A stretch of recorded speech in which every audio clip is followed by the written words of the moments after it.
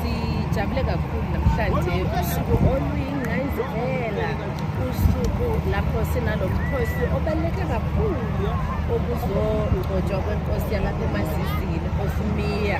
Siyakhumbula ukuthi iy'nsuku ezinjengalezi sazigcina ngaphambi kokuba sibhuqabhuqa uPhuvela. Kwasho ukuthi-ke imikhosi enjengale ayisekho.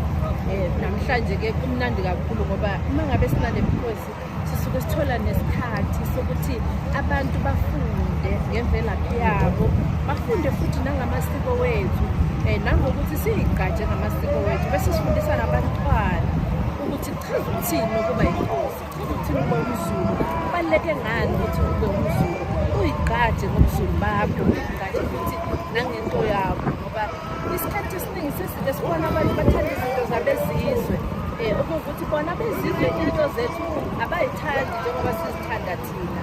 Yingakho-ke sijabulela nosuku namhlanje, kakhulukazi ngoba siyakhumbula ukuthi lo suku lufika okokuqala emva kokuba isilo uMisuzulu kaZwelithini ezokwenza umsebenzi onjengalo